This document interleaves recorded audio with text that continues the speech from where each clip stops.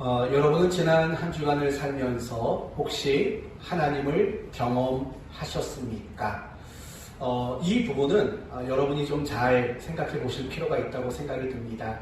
지난 한 주간을 살면서 나는 하나님을 경험했는가? 더 구체적으로 말하면 나와 함께 하시는 하나님을 경험했는가? 나를 위로하시는 하나님을 경험했는가? 나에게 힘주시는 하나님을 경험했는가? 나를 인도하시고 내 삶을 간섭하시는 하나님을 나는 경험했는가? 나를 도우시는 하나님을 나는 경험했는가? 나를 꾸짖고 나를 책망하시는 하나님을 경험했는가? 또 하나님의 놀라우신 일하심, 그런 것들을 나는 과연 경험했는가? 한번 생각해 보셔야 합니다. 어떻습니까? 여러분이 한 주간을 사시면서 하나님을 경험하는 그런 삶으로 한 주간을 사셨습니까? 혹여나 만약에 하나님을 경험하지 못했다면 과연 그 이유는 무엇일까요? 오늘 본문은 예수님으로 인해서 놀라운 일들을 경험했던 사람들에 대한 이야기를 소개하고 있습니다. 그러므로 오늘 말씀을 통해서 우리가 하나님을 경험하는 삶을 살아가는 것, 그것이 왜 중요한가? 더 나아가서 하나님을 경험하는 삶을 살기 위해서 우리에게 가장 필요한 것이 있다면 그것은 과연 무엇인가? 라는 것으로 오늘 설교의 내용을 삼으려고 합니다. 오늘 본문은 예수님이 베드로와 야고보와 요한, 그들을 제자로 부르시는 그 배경이 되는 말씀들을 우리에게 소개하고 있습니다. 베드로, 야고보, 또 한 사람은 누구라고요? 요한. 여러분, 이 세 사람은 누구일까요?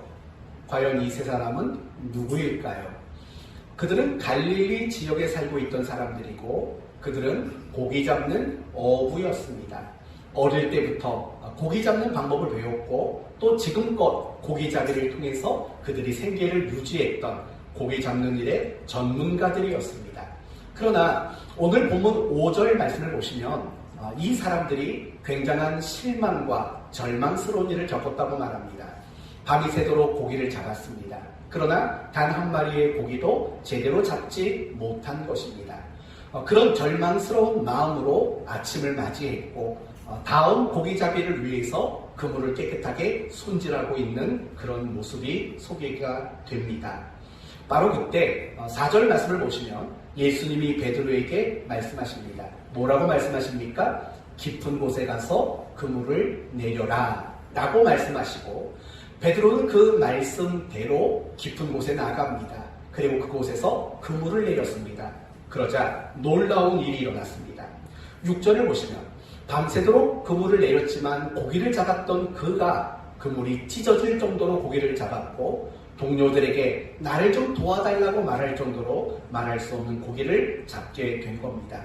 한마디로 말한다면 이 베드로를 중심으로 한 이 사람들은 하나님으로 인해서 굉장히 놀라운 일들을 경험한 사람이라고 말할 수 있는 겁니다. 우리가 성경을 읽다 보면 창세기로부터 시작해서 성경 전체에서 하나님의 놀라우신 일하심, 하나님을 경험했던 사람들의 이야기가 얼마나 많은지 모릅니다. 왜냐하면 우리 기독교는 초월의 종교이며 기적의 종교이기 때문에 그렇습니다. 분명히 우리 기독교 안에는 기적의 사건들이 일어나고 있고 또 초월의 사건들이 일어나고 있기 때문입니다. 그래서 우리가 성경을 보다 보면 하나님의 놀라운 일하심, 그런 것들을 경험한 사람들의 이야기가 얼마나 많은지 모릅니다. 100살에 그리고 90살에 아들을 얻었던 아브라함과 사라의 이야기를 보십시오. 그 이야기 속에서도 정말 하나님으로 인해서 놀라운 일들을 그들이 경험했다는 것을 우리는 보게 됩니다. 그러나 그게 전부가 아닙니다. 요셉이 노예가 되었고 감옥에 갇혔지만 끝내 애굽 나라의 국무총리가 되었다. 이런 놀라운 일을 경험한 요셉의 이야기도 있습니다. 홍해 바다를 마른 땅 건너는 것처럼 건너갔던 이스라엘 백성들의 이야기도 있고 광야 40년 동안 먹을 것과 마실 것이 부족하지 않았던 이스라엘 백성들의 이야기도 또한 그러합니다. 그들이 가나안 땅에 들어가는 그 길목에 있었던 여리고성 사건도 마찬가지입니다. 그들은 단지 여리고성을 몇 바퀴 돈 것뿐입니다. 그러나 그 여리고 성이 무너져 내리는 하나님의 놀라운 일들을 그들은 모두가 경험할 수 있었던 것입니다. 그러나 이스라엘이라는 나라만 하나님의 놀라운 일을 경험한 건 아닙니다. 이방인들 중에서도 하나님의 놀라우신 일들을 경험한 사람들이 많습니다. 사르밧 과부, 그의 가루와 또 기름병이 마르지 않았던 놀라운 일들을 경험했고, 아람 나라의 나아만 장군, 문둥병자였던 그가 고침을 받는 또 놀라운 일들도 역시 경험한 사람들입니다. 이렇게 개인만도 하나님을 경험한 건 아닙니다. 10명의 문둥병자가 모두 고침을 받았던 사건, 또 더 나가서 들판에서 배고팠던 5,000명이 보리떡 5개와 물고기 2마리로 배부르게 먹고 남는 일을 경험했던 그 놀라운 사건들도 분명히 있습니다. 초대교회의 성도들, 그 120명의 성도들이 한 자리에 모여서 기도할 때 오순절 성령의 놀라운 역사들도 그들은 모두가 경험했습니다. 이처럼 우리가 성경을 보다 보면 하나님의 놀라우신 일하심, 하나님을 경험했던 사람들의 이야기가 얼마나 많이 있는지 모릅니다. 그러나 하나님을 경험했던 이야기가 성경에만 있는 건 아닙니다. 예수 믿는 사람들의 삶 속에서도 여전히 경험되어지고 있습니다. 어떤 사람들은 자신이 경험한 하나님의 이야기를 말합니다. 그걸 우리는 간증이라고 말합니다. 우리는 간증을 통해서 하나님이 정말 놀랍게 일하시는 이야기들을 참 많이 듣게 됩니다. 예를 들면 이런 이야기를 듣죠. 나는 불치병에 걸렸다. 암에 걸렸고 또 못 고칠 병에 걸렸지만 하나님이 내 병을 깨끗하게 고쳐주셨다. 라는 이런 놀라운 일을 듣기도 합니다. 또는 내 마음속에 내가 어릴 때부터 가지고 있었던 그 아픔과 상처와 그 모든 응어리들을 하나님이 깨끗하게 치유해 주셨다. 이런 간증도 우리는 듣습니다. 사업이 망했는데 하나님이 다시 사업을 일으키셔서 오늘날 엄청난 기업이 되도록 만들게 해주셨다라는 이런 식의 간증도 우리는 많이 듣습니다. 도무지 해결할 방법이 없었던 문제, 그런 문제 앞에 하나님이 놀랍게 일하셔서 그 문제를 해결해 주셨다. 이런 식의 간증도 우리는 굉장히 많이 듣습니다. 여기서 우리가 알 수 있는 것은 무엇입니까? 하나님은 놀라운 일을 하실 수 있는 힘과 능력을 가지신 분이라는 것이고, 또 하나님은 우리가 보기에 절망적인 상황 속에서도 우리를 놀라게 하실 수 있는 분이시며, 더 나아가서 하나님은 하나님의 자녀들을 놀라게 하시는 일들을 기뻐하시는 분이시라는 것. 여러분을 위해서라면 언제든지 여러분을 놀랍게 하실 만한 일을 행하기를 원하시는 분이라는 사실을 우리는 알 수 있는 겁니다.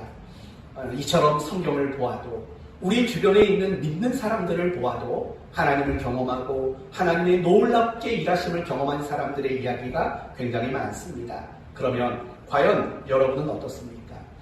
지금까지 여러분이 신앙생활을 하면서 나는 하나님을 경험하는 신앙생활을 하고 있는지, 하나님이 나를 도와주시는 것을 경험하고 내게 있는 어떤 문제들을 해결해 주시는 것을 경험하고 하나님이 나를 꾸중하시고 나를 간섭하시는 것들을 나는 경험하고, 또 하나님이 위로하시고 힘주시는 것들을 나는 경험하고, 하나님이 지혜를 주시고 인도해 주시고 나를 더 잘 되도록 하나님이 축복해 주시는 이런 것들을 경험하는 그런 신앙생활을 나는 하고 있는가? 이 부분을 여러분이 한번 생각해 보셔야 합니다. 어떤가요? 여러분은 매일매일의 삶 속에서 하나님을 경험하는 그런 신앙생활을 하고 계십니까? 아니면 혹시 오늘 본문의 베드로의 빈 그물처럼 도무지 하나님을 경험하지 못하고 하나님이 일하시는 것들을 경험하지 못하는 그런 신앙생활을 하고 있지는 않습니까? 남들이 그런 얘기를 하면 그런 얘기를 들을 때마다 그저 부러워하기만 하는, 아이고 나도 그런 신앙의 경험이 있었으면 좋겠다 라고 부러워만 하는 그런 모습으로 신앙생활을 하고 있지는 않습니까? 저는 여러분 모두가 뭔가 특별하고 뭔가 신비한 것으로만 하나님을 경험하는 게 아니라 아무것도 아니지만 우리의 일상적인 삶 속에서도 하나님을 경험하는 그런 신앙생활을 여러분이 했으면 좋겠습니다. 왜냐하면요, 우리가 신앙생활을 하는 가운데 하나님을 경험하는 일은 너무나도 중요하기 때문입니다. 우리가 하나님을 경험하는 그런 신앙생활을 할 때 사실 우리는 기쁨이 있는 거고 즐거움이 있는 거죠.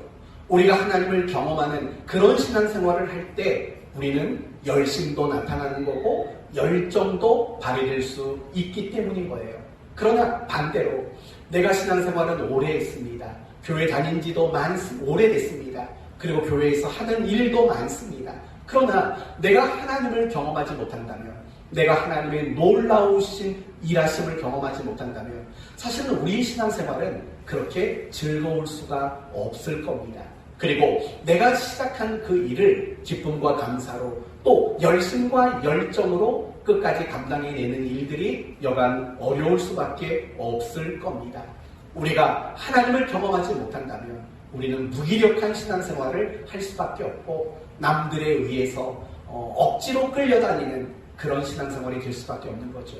엄마가 교회 가라 해서, 물론 요즘에는 반대도 있더라고요. 아까 얘기 들어보니까 자식이 엄마한테 성경 좀 보세요 하는 그런 경우도 있는 듯 하지만 그런 거죠.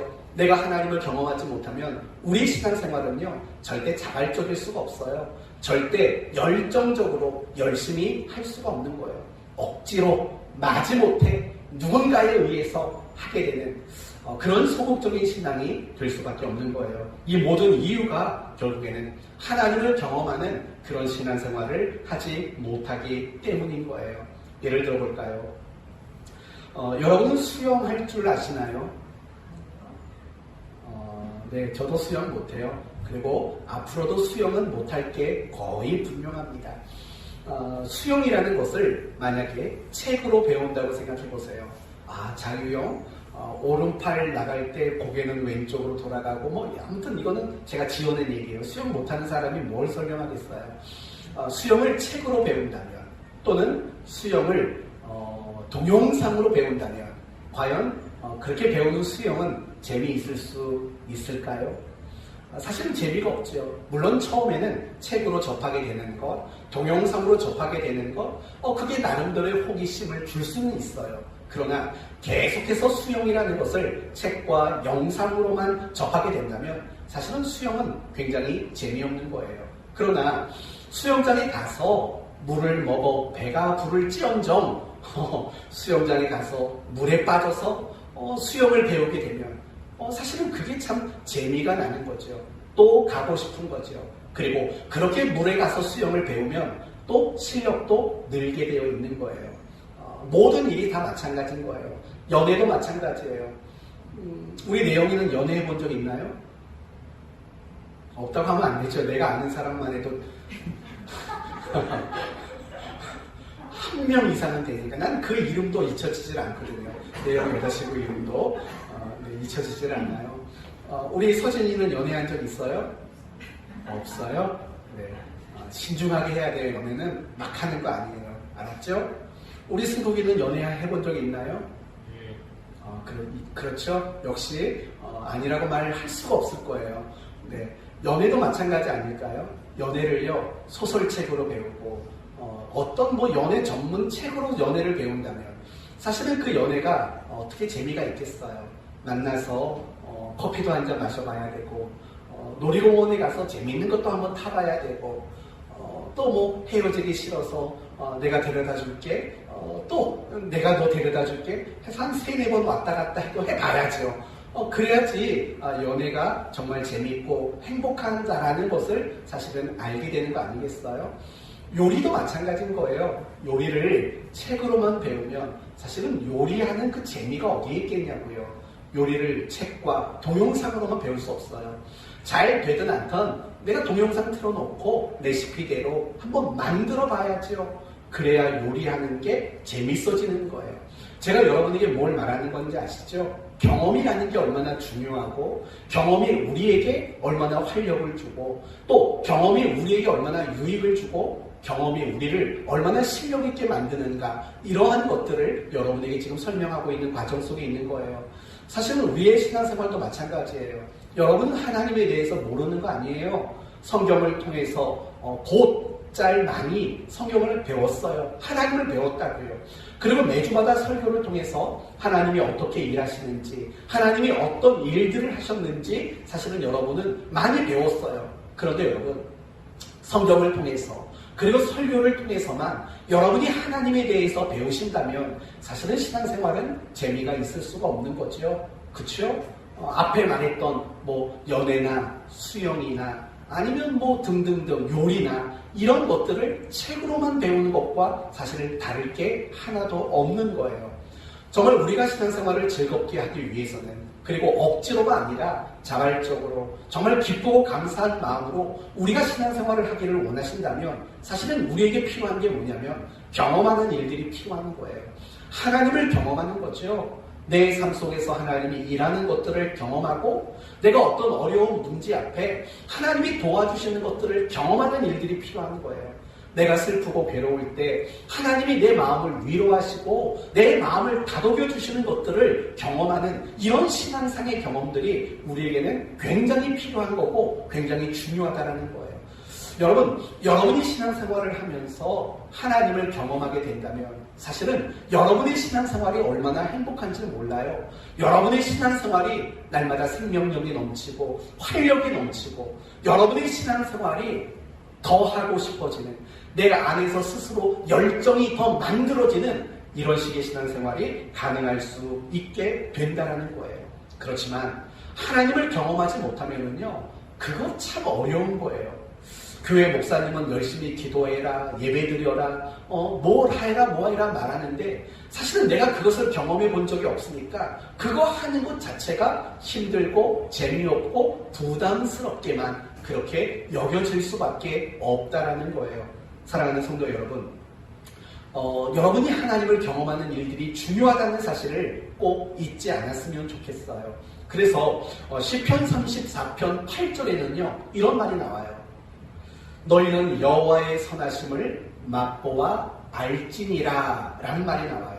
하나님의 선하심, 그 하나님을 맛보아라, 그 하나님을 경험해보아라 라고 그렇게 권면하고 선언하는 그런 말씀이라는 거예요. 그렇기 때문에요, 이 시간 저와 여러분 모두가 하나님을 경험하는 신앙생활이 되기를 소원했으면 좋겠어요. 이 한 주간 여러분 조금만 더 예민한 감각을 가지고 살아보세요. 내 삶 속에 함께하는 하나님을 경험하시고 또 내 삶을 간섭하시고 내 삶을 인도하시는 이런 하나님을 경험하기를 소원하는 마음을 품고 한 주간을 사셨으면 좋겠어요. 그래서 정말 여러분의 신앙생활이 한 주 한 주 거듭하면 거듭할수록 내가 경험했던 하나님, 물론 남들에게 내세우면서 자랑할 만한 간증이 아니더라도 내가 하나님을 경험하는 그런 신앙생활이 얼마나 중요한가라는 사실을 기억하고 여러분이 하나님을 경험하는 그런 신앙생활을 살아갈 수 있기를 예수님의 이름으로 축원드립니다.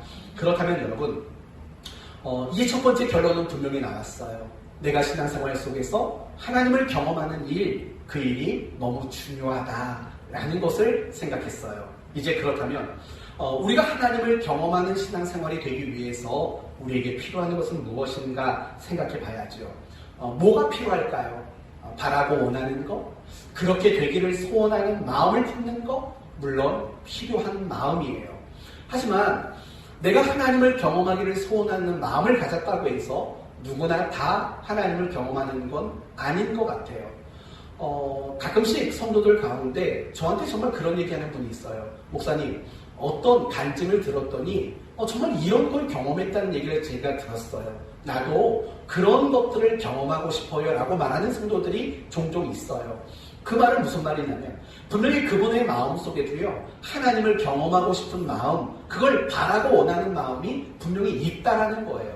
그러나 결과적으로는 하나님을 경험하지 못하고 여전히 살아간다라는 거죠. 무슨 말인고 하니 이런 거예요. 내가 하나님을 경험하는 거, 그걸 바라고 원하는 마음 반드시 필요해요. 그러나 내가 그걸 바라고 원하는 마음, 그거 한 가지를 가졌다고 해서 무조건 내 삶 속에서 하나님을 경험하게 되는 일들이 일어나지는 않는다라는 거예요. 하나님을 경험하는 삶을 위해서는 분명히 그걸 바라고 원하는 마음은 필요해요. 그러나 그것 자체가 나로 하여금 하나님을 경험하도록 만드는 결과를 만들어내지는 못한다라는 거예요. 그렇다면 과연 하나님을 경험하도록 만드는 가장 중요한 근거, 원인, 이런 것들은 무엇일까요? 오늘 본문을 보면서 우리는 그 답을 찾을 수 있다는 거예요. 여러분, 오늘 본문의 베드로와 나머지 제자들을 보면은요, 정말 놀라운 일들을 경험하게 되었어요. 밤새도록 고기를 잡지 못했던 그들이 그물이 찢어질 정도로 두 배에 가득 채울 정도로 많은 고기를 잡는 것을 경험했다고요. 그렇다면 그 베드로와 야고보와 요한이 그렇게 놀라운 일들을 경험할 수 있었던 이유는 과연 뭘까요? 여러분 혹시 그 답을 알고 계세요? 그 이유가 과연 뭐지요? 용기 내서 대답해 보세요. 과연 뭘까요? 뭐가 그들로 하여금 하나님의 놀라운 일을 경험하도록 만들었을까요? 뭘까요? 순종. 맞아요. 예수님의 말씀에 순종했기 때문에 그 놀라운 일들을 경험하게 된 거죠. 예수님이 베드로에게 말씀하시지요. 깊은 곳에 가서 그물을 내려라 라고 말씀하신다고요. 그리고 베드로는 그 말씀에 순종하고 깊은 곳에 가서 그물을 내렸어요. 그랬더니 베드로는, 그리고 그 동료들은 놀라운 하나님의 일하심을 드디어 경험할 수 있게 되었던 것이에요. 바로 순종이 하나님을 경험하도록 만드는 가장 중요한 근거라는 거예요. 순종은 하나님께서 놀랍게 일하시는, 놀라운 일을 하시는 것을 우리로 하여금 경험케 하는 가장 중요한 근거와 답이 바로 순종이라는 거예요. 그러나 순종이라는 것은요, 사실은 우리 입장에서는, 순종을 요구하는 하나님의 입장에서는 쉬울 수 있어요. 이래라 저래라 하시면 되니까. 그러나 그 순종을 받아들이고 그 순종을 지켜내야 하는 우리 입장에서는 사실은 하나님이 요구하는 순종들은요, 우리가 이해하고 용납하고 받아들이기가 사실은 어려운 순종들이 사실은 굉장히 많다라는 것을 우리는 알 수 있어요. 가장 대표적인 경우가 그런 거죠. 노아에게 뭘 만들려고 그랬죠? 방주를 만들려고 말했죠. 사실은 노아에게 그런 것을 요구하는 것은요, 노아 입장에서는 사실은 받아들이기 어려운 일이에요. 왜냐하면 사실은 그런 방주가 뭔지라는 개념조차도 몰랐던 시대 아니겠어요? 홍수가 없었던 시대니까. 그렇게 물이 범람하는 것이 없었던 시대였으니까 그런 시대에 배를 만들고, 그것도 그냥 배가 아니라 완전히 그냥 둘러싸인, 물 한 방울 새지 않는 그런 방주를 만들라는 건 이해하고 납득하기는 어려운 일이겠죠. 뿐만 아니라 만들어 놓은 방주에 온갖 짐승들을 종류별로 태우라는 말씀도 이해하고 받아들이기 어려운 일이지요. 그러나 순종했지요. 모세에게도 마찬가지인 거예요. 여러분, 모세에게 하나님은 지팡이를 던지라고 말했고 그 지팡이를 던졌더니 뱀이 됐어요. 그런데 하나님은 그 뱀의 어디를 잡으라고 말씀하셨죠? 꼬리를 잡으라고 말씀하셨다고요. 여러분, 우리가 보통 상식적으로는 뱀을 잡을 땐 어디를 잡습니까? 머리를 잡아야 물리지 않는 거라고요. 그러나 꼬리를 잡으라고 하나님은 말씀하셨다고요. 여리고 성을 도는 일도 마찬가지예요. 여리고 성 사람들과 전쟁을 치러야 돼요. 그 여리고 성을 이겨야 된다고요. 근데 하나님이 무엇을 요구했냐면 여리고 성을 하루에 한 바퀴씩 돌아라. 그리고 마지막에는 7바퀴를 돌고 고래고래 소리를 질러라 라고 말씀하셨다고요. 여러분, 그 방법이 전쟁에서 승리를 거두도록 만드는 방법이 될 수 있을까요? 우리가 가지고 있는 상식으로는 그건 납득이 될 수 없는 거고 받아들이기 어려운 거라고요. 그러나 이스라엘 사람들은 그와 같이 했다고요. 이처럼 하나님이 우리에게 어떤 순종을 요구하실 때는요, 우리가 상식적으로 받아들일 만한 것들을 요구하시는 경우들은요, 그다지 많지가 않아요. 하나님이 대부분 우리에게 요구하는 순종들은요, 우리의 이해와 우리의 상식이 거절할 수밖에 없는 것들, 그래서 순종이라는 건 굉장히 어려울 수밖에 없는 거예요. 그런 것들을 우리에게 요구하실 때가 많다고요. 오늘 본문의 베드로도 사실 마찬가지잖아요. 예수님이 베드로에게 하신 말씀이 뭐예요? 깊은 곳에 가서 그물을 던지래요. 그 말은요, 베드로의 입장에서는 받아들이기 어려운 말이에요. 왜요? 예수님은 누구지요? 목수의 아들이라고요. 목수의 아들. 그러면 베드로와 그 동료들은 누굽니까? 고기 잡는 일에 전문가들이에요. 그들은 어릴 때부터 고기 잡는 일에 장뼈가 굵은 사람들이라고요. 누구보다 어떻게 해야 고기를 잘 잡게 되는지 잘 아는 사람이라고요. 그러나 예수님은 아마도 고기를 잡아본 적이 없을 거예요. 아마도 예수님은 배를 타고 나가 그물을 내려본 적도 없을 거예요. 왜냐하면 예수님의 집안은 목수의 집안이니까. 간혹 예수님의 집안은 목수 집안이 아니라 석수, 돌을 쪼개는 그 집안이다라고 말하는 사람들도 있어요. 둘 다 아주 틀린 말은 아니에요. 여하튼 분명한 것은 예수님도 고기를 잡는 일에 전문가는 아닌 게 분명하거든요. 그런데 전문가가 아닌 사람이 전문가에게 말을 하는 거예요. 저기 가서 그물을 한번 내려보렴 이라고 말을 하고 있다고요. 여러분, 그 일에 순종하는 일은 과연 쉬운 일이 될 수 있을까요? 그거 어려운 일이잖아요. 왜요? 내가 더 잘하니까, 내가 그 일의 전문가니까 누가 봐도 예수님의 그 말씀을 받아들이기는 사실은 굉장히 어려운 일일 수밖에 없다라는 거예요. 만약에 여러분이 베드로의 입장이라면 어떻게 하셨겠어요? 여러분이 밤새도록 전문가로서 고기를 잡았지만 실패했어요. 이제 새날을 위해서 그물을 다 손질해 놨어요. 근데 전문가도 아닌 사람이 와가지고 저쪽 가서 그물 내려라, 깊은 데 가서 그물을 내려라 라고 명령하신다면 여러분은 그 말을 듣고 어떻게 반응하시겠습니까? 혹시 콧방귀를 끼지 않겠어요? 그런 말 하지 마시고 저리 가시라고 짜증내지 않으시겠어요? 난 못하겠다고, 더 이상 그런 소리 할 거면 저리 가시라고 혹시 말하지 않겠어요? 어쩌면 이렇게 말할 수도 있겠죠. 당신이 뭘 안다고? 그쵸? 당신이 뭘 안다고 그런 소리 하냐고. 우리는 도리어 반문할 수 있을 거라 생각이 듭니다. 아직 이해가 안 되세요? 그러면 여러분이 조금 더 이해하기 쉽게 바꿔서 말해봅시다. 저는 요리를 할 줄 모르는 사람이라는 거 아시죠? 저는 요리를 전혀 할 줄 몰라요. 우리 서진이 아빠는 요리 좀 할 줄 아시나요? 그쵸? 원래 좋은 남편은 요리 잘 못해요. 아내만 사랑해 주는 거지. 네, 요리를 이태기 집사님 요리 좀 할 줄 아시나요? 곧 봐요. 네, 원래 요리를 잘 못하는 게 정상적인 거라고요. 가끔씩 요리 잘하는 남편들 나와서 얘기하는 거 보면은요, 웃겨요. 제가 하고 싶은 말은 그 말은 아니고 이거예요. 전 요리를 전혀 못해요.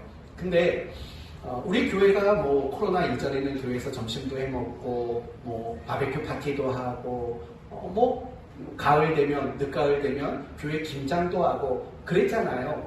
그럼 제가 와가지고 김장을 하는데 젓갈 좀 더 넣으세요, 고춧가루 좀 더 넣으세요, 깍두기 크기가 너무 마음에 안 들어요. 제가 여러분에게 그런 얘기를 한다면 무슨 생각이 드시겠어요? 우리 김용숙 권사님이 아마도 김장을 제일 잘 담그실 거예요. 여기서 김장 담글 줄 아는 사람이 권사님 말고는 없어 보여요. 근데 우리 권사님이 만약에 그 입장이라면 어떻게 하시겠어요? 제가 말도 안 되는 소리를 해요. 고춧가루를 자꾸 더 넣어요. 심지어 된장을 넣어요. 김장을 하는데 그러면 어떻게 하시겠냐고요. 참, 목사님이니까 화는 못 내고 속병이 나겠죠. 그런 거로 한번 생각을 해보자고요. 베드로는 전문가잖아요. 예수님은 비전문가라고요. 그런데 그 분이 저기 깊은 곳에 가서 그물을 내리라고 말한다면 베드로의 마음이 어떻겠냐고요. 그런데 놀라운 것은요, 베드로는 예수님의 그 말에 순종했다라는 게 굉장히 놀라운 거예요. 순종했어요. 5절, 선생님, 우리가 밤이 맞도록 수고를 하였으되 얻은 것은 없지만은 말씀에 의지하여 내가 그물을 내리겠습니다. 그리고 배를 띄워 가서 그물을 정말 내렸다고요. 그리고 지금부터 여러분이 주목하시고 마음에 새기셔야 할 것이 있어요. 그거는 베드로가 그렇게 순종했을 때 어떤 결과가 나왔는가를 보셔야 돼요. 어떤 결과가 나왔나요? 6절. 그렇게 하니, 무슨 말이죠? 순종했다는 말이에요. 순종하니 고기를 잡은 것이 심이 많아 그물이 찢어지는지라 라고 말을 해요. 그렇게 그 말씀에 우리가 이해하고 그 말씀에 순종했을 때 정말 그물이 찢어질 정도로 많은 고기를 잡게 됐다라는 거예요. 결국 무엇을 말하냐면 지금 베드로가 경험한 그 하나님의 놀라운 일하심, 그거는 순종이 만들어낸 결과물이라는 거예요. 여러분, 우리가 성경을 많이 안다고 또 성경을 잘 가르친다고 하나님을 경험하게 되는 건 아니에요. 예수님 당시에 종교 지도자들을 생각해 보세요. 바리새인, 서기관, 사두개인, 제사장, 장로들, 그들을 보시면 그들은 사실은 율법의 전문가라고요. 율법을 누구보다 잘 알았고 또 율법을 백성들에게 가르치는 역할을 감당했던 사람들이에요. 그러나 성경에 그 종교 지도자들이 하나님의 놀라우신 일하심을 경험하고 그들이 하나님을 경험했다라는 이야기를 혹여나 보신 적이 있으신가요? 그렇지 않아요. 물론 간혹 지도자들 가운데 예수 믿는 자들이 있었기 때문에 그들은 경험했죠. 그러나 그렇지 않은 사람들은요, 하나님을 경험하지 못했다고요. 참 신기하지 않아요?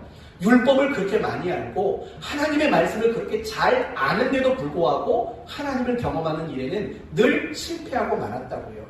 그 이유는 무엇이겠어요? 그들은 말씀에 순종하는 일을 하지 않았기 때문이라는 거예요. 사랑하는 성도 여러분, 그렇다면 만약에 내 삶 속에서 늘 빈 그물만 있다면, 내 삶 속에 하나님을 경험하게 되는 일들이 일어나지 않고 있다면 사실은 어디에서 원인을 찾아야 될까요? 내가 성경을 좀 모르기 때문일까요? 설교를 덜 들었기 때문일까요? 그건 원인이 되지 않아요. 내가 하나님을 경험하지 못하는 가장 근본적인 원인은요, 내가 듣고 배우고 안 그 말씀대로 내가 순종하는 삶을 살아가는 일, 그 일에 우리가 실패했기 때문이라고 밖에는 말할 수 없다라는 거예요. 사랑하는 성도 여러분, 우리가 하나님을 경험하는 삶, 그 삶이 너무 중요한 거예요. 그게 반드시 있어야 돼요. 그래야 지치지 않아요. 그래야 여러분의 신앙이 흔들리지 않고요. 그래야 여러분이 열정이 식어지질 않아요. 왜요? 늘 경험하니까. 늘 하나님을 경험하는데 어떻게 우리의 마음이 식어지고 우리의 마음이 다른 데 갈 수 있겠냐고요. 하나님을 경험하는 거 중요해요. 그런데 그 중요한 하나님을 경험하는 그 일을 위해서는요, 반드시 필요 충분 조건이 갖추어져야 돼요. 그게 하나님께 대한 순종인 거예요. 우리가 하나님께 순종하는 일, 그 일이 없다면 우리가 아무리 교회를 열심히 다녀도 하나님을 경험할 수 있는 또 다른 방법들이 우리에게 주어지지는 않는다는 거예요. 그러나 너무나 많은 그리스도인들은 이래요. 늘 순종하지 않으면서도 나도 하나님을 경험하고 싶다. 나도 하나님이 하시는 그 일, 놀라운 일들을 나도 경험하고 싶다. 늘 이런 마음만 갖는다고요. 그 마음만 가져서 우리가 하나님을 경험할 수 있는 방법들은 될 수가 없는 거예요.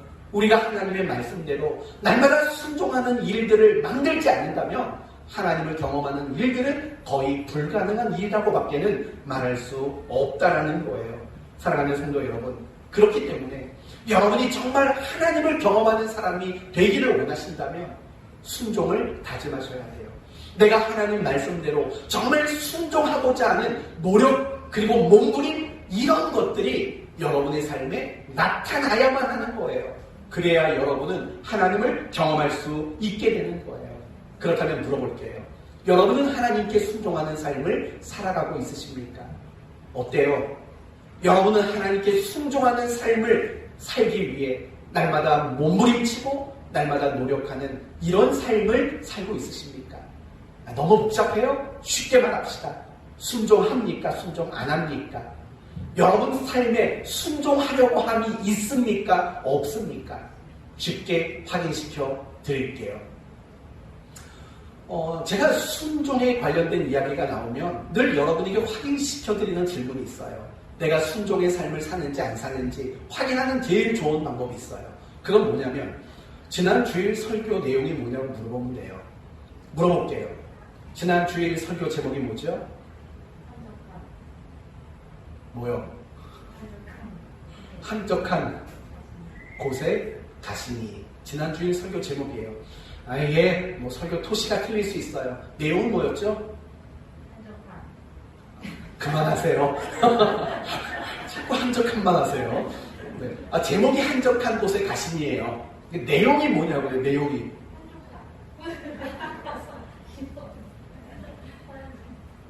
다음 달 찬양팀 간식 없어요. 네, 농담이고요. 설교 내용이 뭐였죠? 예수님께 새벽 미명에 찾아온 가버나움 사람들, 그들이 예수님에게 가지 마시고 우리와 함께 계십시다 라고 말하는 모습을 통해 우리는 뭘 배워야 된다고 그랬죠? 사모하는 마음, 그렇죠? 우리도 신앙생활 속에 사모하는 마음이 필요하다. 그걸 배웠고요. 두 번째는 예수님의 모습을 통해서 또 한 가지를 배웠어요. 밤새도록 병든 자를 고치시니라 잠 한 잠 주무시지 못했다고요. 그런데 날이 밝자 사람들이 가지 마십시오라고 붙잡자 예수님이 이렇게 말했죠. 아니다. 나는 갈릴리 여러 지역을 다니면서 하나님 나라의 복음을 전도해야 된다. 그리고 복음을 전하러 가셨어요. 그 모습을 보면서 우리가 뭘 가져야 된다고 말했죠? 사명감. 사명감. 그 사명감을 가져야 된다고 했어요. 그래서 결국 결론은 그거였어요. 내가 사모하는 마음 식어지지 않으려면, 내가 사명의식이 약해지지 않으려면, 그러기 위해서 우리는 매일매일마다 어디를 찾아가야 된다? 한적한 곳에 가야 된다. 그 말은 하나님과 1대1로 독대하는 시간, 하나님을 마주하는 시간, 하나님만 묵상하는 시간, 하나님께만 기도하는 시간, 그런 시간이 우리에게는 절대적으로 있어야 된다. 그래야 우리의 신앙이 침체하지 않을 수 있고, 그래야 우리의 신앙이 견고해질 수 있다. 변함없을 수 있다. 라는 측면으로 한적한이지 무조건 한적한이 나온 건 아니지요. 네, 그런 거예요. 그런데 여러분, 어차피 답은 다 말했으니까 각자 스스로 자기를 점검만 해보세요. 설교 제목 기억하셨나요? 설교의 내용 기억하셨나요? 이게 여러분이 드리는 진짜 질문이에요. 설교 내용 기억하셨나요? 어때요? 기억하셨어요? 어쩌면 이렇게 말하겠죠. 목사님, 어제 그제 일도 아니고 일주일 전 걸 물어보면 어떡합니까? 그게 생각이 나겠습니까? 라고 물을 수도 있어요. 근데 여러분, 그럼 제가 다시 여러분에게 되물어볼게요. 만약에요, 여러분이 매일매일 주일날 들었던 말씀대로 사모하는 마음, 그리고 사명감, 그래 한적한 곳에 가야지, 매일 이걸 생각하고 그대로 순종하려고 월요일부터 토요일까지 매일 노력했다면 사실 그 설교 제목이, 그 설교 내용이 왜 생각이 안 날까요? 어때요? 사실은 지난 주일 설교를 들었지만 어제까지라도 여러분이 그 말씀대로 순종을 했다면 사실은 어제 이야기죠. 그게 왜 안 떠오르겠냐고요. 당연히 떠오를 수밖에 없는 거 아니겠어요? 그렇게 여러분에게 되묻고 싶은 거예요. 아이고, 일주일이나 지난 걸 어떻게 기억합니까? 이런 식으로 말하지 말라는 거예요. 여러분이 정말 매 주일마다 듣는 그 말씀대로 순종하려고 적어도 일주일 내내 노력했으면 그 말씀이 모를 리가 없는 거예요. 기억이 안 날 리가 없는 거라고요. 그러나 기억이 나지 않는다면 결국 그거는 주일날 설교 듣고 끝인 거죠. 주일 설교 듣고 그냥 마침표를 찍어버린 거죠. 쉼표를 찍어놓고 월요일부터 하나씩 여러분의 순종을 쉼표로 담아내셔야 되는데 그걸 안 한 거죠. 주일 설교 듣고 아멘이라는 마침표로 끝내놓은 것 아니겠어요? 바로 그것 때문에 그래요. 내가 삶 속에 하나님을 경험하지 못하는 것은요, 단지 성경을 안 보고 단지 기도를 안 했기 때문만은 아니에요. 물론 그런 걸 한다 할지라도 경험 못할 수도 있어요. 순종하지 않는다면. 우리는 늘 내게 주어진 말씀 앞에 순종하는 일, 그 순종이 너무 중요하고 필요하다는 거 여러분 잊지 말아야 돼요. 오늘날 우리 그리스도인들에게 너무 부족한 것들이 너무 많아요. 개인 경건 생활, 이게 제일 부족해요. 제가 코로나가 딱 시작된 이후에 하나님께 마음에 답을 받은 게 뭐냐면, 이 코로나 함께 모이지 못하죠. 작년도인가요? 작년 2월 중순부터 이게 우리나라 심각해진 거잖아요. 그래서 우리 교회도 작년 3월 첫 번째 주일부터요, 온라인 예배로 전환을 했다고요. 참 어색한 예배를 시작한 거예요. 그러면서 참 마음이 괴로웠어요. 성도들이 예배에 나오지 못하는 거. 법이요 하니까 억지로 나오라고 말할 수도 없는 거고, 또 그만큼 두려운 마음도 성도들이 많으니까 어떻게 할 수도 없고 괴로웠죠. 근데 그러다가 하나님이 제게 주신 마음이 뭐냐면, 우리가 함께 모이는 일, 이런 일들은 나름대로 열심히 한 게 아닌가. 지금까지, 코로나 이전까지는 사실 열심히 모였잖아요. 그런데 열심히 모이면서 하지 못했던 게 있어요. 그게 뭔지 아세요? 개인 경건 생활이에요. 혼자 성경 보고, 혼자 기도하고, 혼자 큐티하고, 혼자 묵상하고 하는 이런 식의 신앙생활이 굉장히 빈약했다고요. 그래서 저는 또 다른 한편으로는요, 이게 차라리 기회다. 우리가 각각 교회 나오지 못하니까 가정에서 하나님을 찾는 시간을 만들 수 있는 정말 절호의 기회다라고 생각이 들었어요. 그래서 만들어낸 게 그거잖아요. 매 주일마다 여러분에게 이번 주 경건 프로그램은 암송입니다. 이번 주 경건 프로그램은 성경쓰기입니다. 이번 주 경건 프로그램은 큐티입니다. 한때는 이번 주 경건 프로그램은 찬양입니다. 이런 식으로 해서 작년 3월 이후에 계속 이 경건 프로그램을 진행한 거잖아요. 그런 걸 통해서 우리가 개인 경건 생활을 조금 더 열심히 해보자 라는 거고, 온라인 성경 공부도 시작한 이유가 사실은 여기에 있는 거잖아요. 이런 것들이 우리에게 너무 부족하다는 거예요. 부족한 게 어디 그뿐이겠어요? 우리에게 부족한 게 많아요. 감사하는 삶, 사랑하는 모습, 용서하는 거. 사실은 이런 것들이 우리의 신앙생활 속에 너무 많이 부족해요. 겸손한 거, 섬기는 거, 많이 부족하다고요. 그런데 부족한 것들이 참 많은데 그 중에 단연코 가장 많이 부족한 게 있다면 사실은 순종하고자 하는 자세라고 생각이 들어요. 우리는 열심히 예배 시간에 말씀을 많이 들어요. 그런데 늘 항상 듣는데 멈춰요. 성경을 읽는데 멈추고 항상 큐티하는데 멈춘다고요. 멈추면 안 되는 거잖아요. 우리는 끊임없이 순종하는 자리로 나가야 마땅한 거죠. 그러나 그런 순종의 모습이 우리에게는 너무나도 많이 부족한 거예요.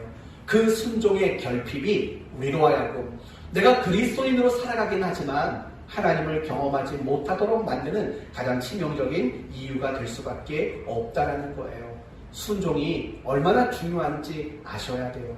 여러분이 하나님 말씀에 순종하는 만큼 하나님을 경험하게 돼요. 하나님이 우리에게 이해할 수 없는, 받아들일 수 없는 것을 요구하신다 할지라도 물론 고민이 될 수 있겠지요. 망설여질 수도 있겠지요. 그러나 너무 오래 망설이지는 마세요. 왜냐하면 항상 순종이라는 것은요, 번지 점프와 똑같아요. 전 아직까지 번지 점프를 해본 적이 없는데 사람들 보면은 딱 두드러지게 이렇게 두 가지 특징으로 나타나요. 대번에 뛰는 사람이 있어요. 그쵸? 딱 올라서자마자 하강 하면은 막 바로 뛰어내리는 사람이 있다고요. 근데 어떤 사람은 이러잖아요. 무릎만 구부렸다 펴요. 그거 아시죠? 무릎만 구부렸다가 뒤로 물러난다고요. 그런데 가만히 보면은요, 그렇게 망설이는 게 반복되는 사람은요, 결국 못 뛸 확률이 굉장히 높아지더라고요. 순종은 늘 그래요. 순종은 번지점프 같아서요. 할까 말까 이걸 망설이게 되면 결국은 못하게 되는 경우가 굉장히 많이 있어요.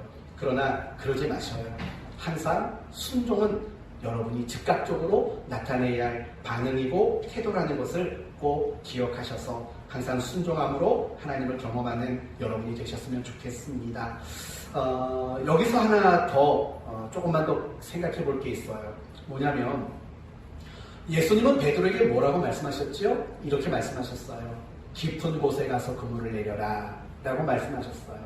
그렇다면 여러분, 베드로에게 깊은 곳은 어디일까요? 베드로에게 깊은 곳은 어디일까요? 수심이 깊은 바다? 물론 눈에 보이기에는 수심이 깊은 바다가 깊은 곳이겠지요.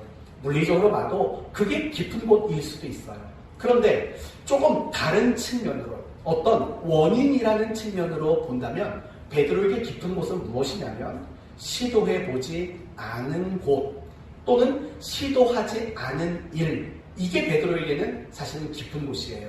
왜냐하면 베드로가 가지고 있는 그물이 얼마나 이게 깊이가 깊은 그물인지는 모르겠어요. 그러나 베드로는 어부잖아요. 고기 잡는 전문가잖아요. 내가 가지고 있는 그물의 길이가 5m짜리라면 베드로는 어디까지 가서만 그물을 내렸을까요?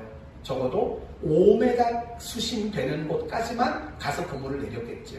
왜냐하면 내가 가지고 있는 그물의 깊이가 5m인데 10m에 가서 그물을 내리는 건 사실은 말도 안 되는 거잖아요. 왜냐하면 고기가 그물 아래로 다 도망갈 수 있는 거잖아요.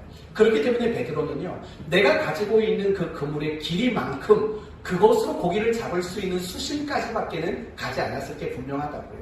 그러나 예수님이 말씀하셨을 때는요, 깊은 곳이라고 말씀하신 거예요. 그거는 베드로가 이건 해도 안 된다고 판단했던 것. 그렇기 때문에 더 이상 하지 않았던 것, 시도조차 하지 않았던 것, 그것이 베드로에게는 깊은 곳이죠. 단지 수심만 깊은 곳이 아니라 베드로가 어차피 그건 안 될 일이라고 판단하고 선을 긋고 시도하지도 않고 해보지도 않은 그 자리와 그 일, 그것이 베드로에게는 깊은 곳이라는 겁니다. 그런데 그런 깊은 곳, 모험이라고 또는 무모한 일이라고 또는 현실성이 떨어지는 일이라고 여기는 그 일에 하나님이 요구를 하신 거죠. 그리고 베드로는 순종했던 거죠. 사랑하는 성도 여러분, 그렇다면 여러분에게 깊은 곳은 무엇일까요? 여러분에게 깊은 곳, 무엇을 물어보는 건지 아시죠?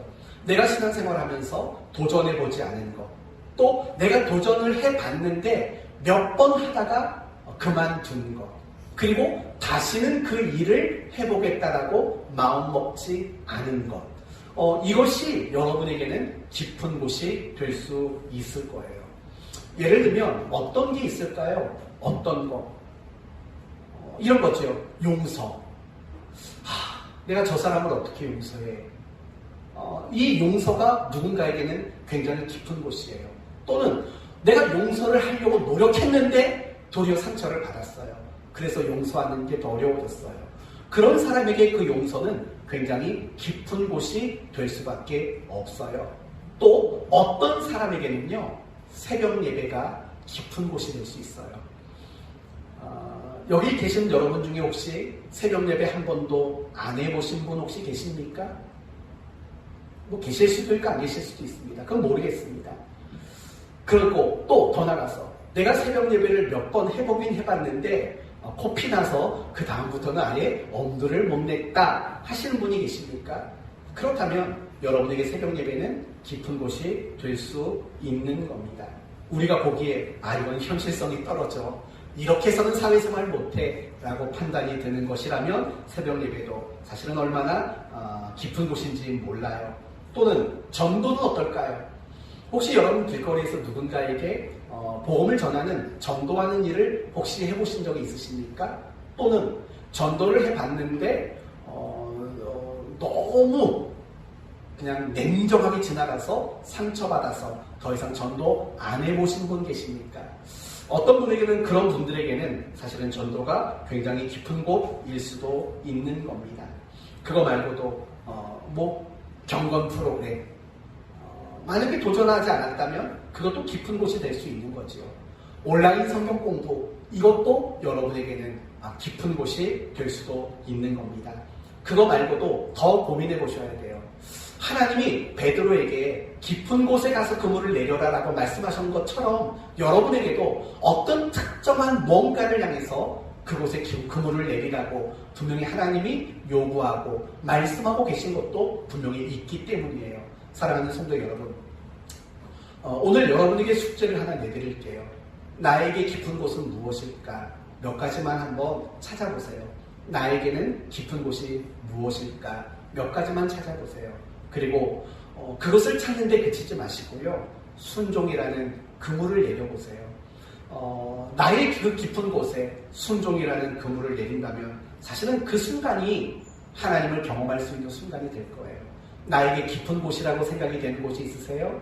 그 깊은 곳은 하나님의 놀라운 일을 경험할 수 있는 자리예요.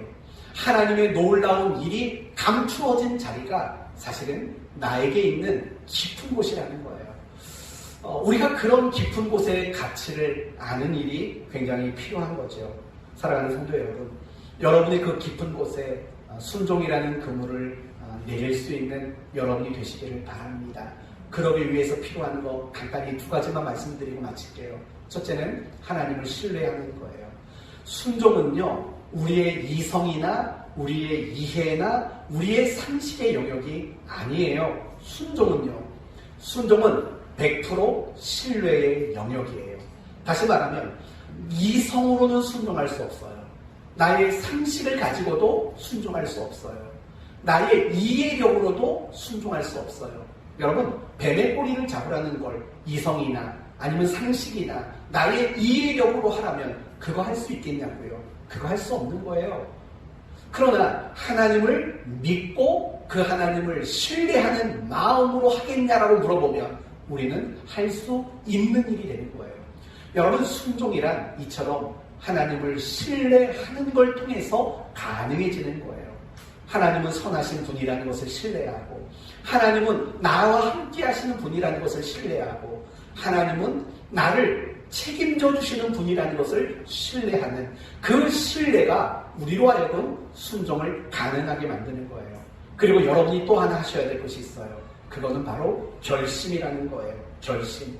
모든 일은 결심으로 시작되게 돼 있어요. 모든 건 여러분이 다짐하는 것으로 시작될 수 있기 때문인 거예요. 이제 오늘 말씀을 마치겠습니다. 하나님을 경험하는 일, 우리 신앙생활 속에 반드시 있어야 돼요. 때로는 하나님의 놀라운 일도 우리는 경험하는 그런 신앙생활이 되어야 돼요. 그래야 무기력하지 않아요. 그래야 억지로 마지못해 하는 신앙이 되지 않아요. 그래야 갈등과 타협이 없는 신앙생활을 가능하게 만들어요. 우리가 하나님을 향해 날마다 신앙의 경험을 가지게 될 때 기쁘고 즐겁고 열정이 있고 자발적으로 한결같이 사는 그런 신앙생활이 가능하게 되는 거죠. 그리고 이런 하나님을 경험하는 삶의 유일한 방법은 오직 무엇이라고 했습니까? 순종뿐이라고 여러분에게 말씀을 드렸어요. 그리고 이 순종을 가능하게 하는 것은 하나님을 신뢰하는 것이고 내가 마음의 다짐과 결단을 가지는 일이라고 여러분에게 말씀을 드렸습니다. 사랑하는 성도 여러분, 날마다 순종하십시오.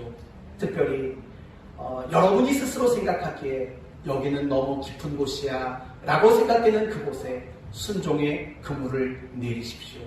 제발 순종하는 삶을 살아가십시오. 그러면서 그 순종을 통해서 하나님을 날마다 경험해 나가는 참 기쁘고 복된 이런 인생 살아가는 여러분 되시기를 예수님의 이름으로 축원드립니다. 아멘. 기도합시다. 하나님 감사합니다. 오늘 말씀을 통해서 우리가 하나님을 경험하는 유일한 방법은 순종뿐이라고 배웠습니다. 어쩌면 우리의 신앙생활 속에 가장 부족한 점, 가장 약점은 바로 순종하지 못하는 것임을 저희가 다시 한번 고민해 봅니다. 이제 오늘 말씀을 들었습니다. 순종을 통해서 날마다 하나님을 경험하는 이런 복된 인생을 우리 모두가 살아갈 수 있도록 도와주시옵소서. 나에게 깊은 곳은 과연 무엇일까요? 그 깊은 곳에 순종의 그물을 내리는 한 주간이 되게 해 주옵소서. 그래서 우리 사랑하는 성도들이 이 한 주간 살아갈 때 어디서 무엇을 하든지 하나님을 경험하는 감격스러운 신앙생활을 할 수 있도록 도와주옵소서. 예수님의 이름으로 기도 올리옵나이다. 아멘. 이 시간 찬양 드리